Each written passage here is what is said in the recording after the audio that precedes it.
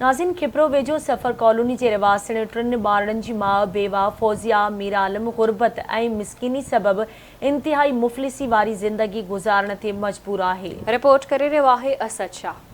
ही खिपरो में सफ़र कॉलोनी जी रहवासण टे ॿारनि जी माउ बेवा फौजिया मीर आलम आहे। थियो ईअं जो काफ़ी साल अॻु माइटनि संदसि शादी पंजाब जे कंहिं शहर में कराई। हूअ पंहिंजे वर सां सुखी ज़िंदगी गुज़ारींदी हुई, पर रज़ा इलाही सां मुड़ुस जे वफ़ात खां पोइ संदसि साहुरनि खेसि घर खां बेदख़ल करे छॾियो। हाणे हूअ पंहिंजा मासूम बच्चा वठी पंहिंजे भेण जे घर जे भर में पाड़ेसरनि जे बिना छित वारे घर में तंबू हणी बेयारो मददगार वेठल आहे।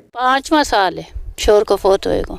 मेरे शोर के भाई वो भी फोत हो गए। घर को परिवार को उनको संभालती थी। अभी मेरे को भी धक्के दे के निकाल दिए। जाहिर है कोई कमाने वाला नहीं है तो फिर मैं तो आऊंगी ना। वो बोले अब जिधर तुम्हारे बच्चे पले उधर ही जाओ। हूअ हिन वक़्तु पंहिंजा मासूम बच्चा वठी तती थधी आरज़ी अजय में पंहिंजी माज़ी यादि कंदे ॾींहुं राति गुज़ारे थी। कॾहिं संदसि भेण त कॾहिं पाड़े वारा खेसि ॿिनि वेलनि जी मानी पहुचाए वेंदा आहिनि। इन लाइ मदद जी अपील आहे सब दोस्तनि सां। असां पाड़े वारा आहियूं, इन खे दाल मानी रसाए वेंदा आहियूं। ये टेंट तव्हां ॾिसी सघो था, ही टेंट में वेठी हूंदी आहे। ही टेंट एॾो गरम आहे साईं जो ॻाल्हि करे छॾे ॾियो। बेवा फौजिया मीर जे मासूम बच्चनि जी उमिरि स्कूल वञण जी आहे। हू पंहिंजे बाबा जे हयातीअ में त स्कूल वेंदा हुआ, पर हाणे छोटे बच्चे इसके बाप थे ना जब जाते थे स्कूल, उसके बाद में फोत हो गया ना, फिर मैं छोड़ दिए।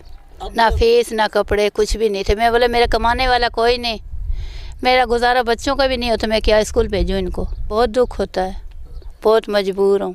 हूअ सिंध गवर्नमेंट तक जे चूंडियल नुमाइंदनि ऐं सरहंद माण्हुनि खां मुतालबो करे थी त रज़ाई कोन आहिनि, बिस्तरा कोन आहिनि, भांडा कोन आहिनि। बेनज़ीर वारा पैसा मूंखे कोन मिलिया आहिनि। हाणे को मदद कयो ताकि मुंहिंजे यतीम ॿारनि जी रोज़ी थी वञे। कैमरा टीम सां गॾु असद शाह, आवाज़ न्यूज़, खिपरो।